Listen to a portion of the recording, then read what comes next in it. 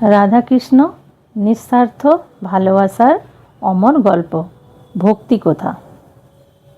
কোথায় আছে যেখানে প্রেম আছে সেখানে ঈশ্বর নিজেই বাস করেন।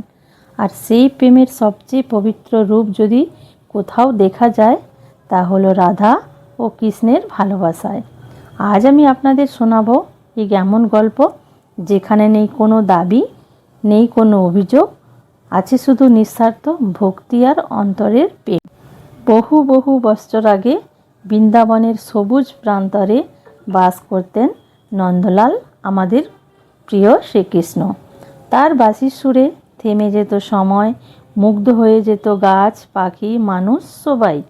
আর সেই বৃন্দাবনেই এক শান্ত কোমল হৃদয়ের কিশোরী, নাম তার রাধা।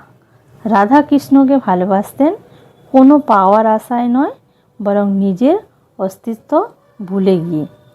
একদিন কৃষ্ণ ভাবলেন, মানুষকে যদি সত্যিকারের ভালোবাসার অর্থ বোঝাতে হয় তবে রাধার ভক্তিই তার উদাহরণ হবে। সেই ভাবনা থেকেই কৃষ্ণ হঠাৎ করে রাধার কাছে আসা বন্ধ করে দিলেন। দিন গেল, সন্ধ্যা গেল, রাত গেল, কিন্তু কৃষ্ণ এলো না। গোপীরা অস্থির হয়ে উঠল।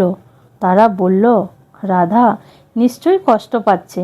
একদিন কৃষ্ণ না এলে কিভাবে সে শান্ত থাকতে পারে?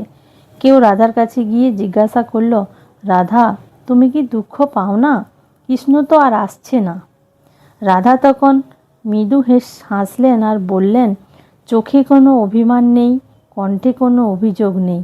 তিনি বললেন, যাকে হৃদয়ে পেয়েছি তাকে বাইরে খুঁজতে হয় না।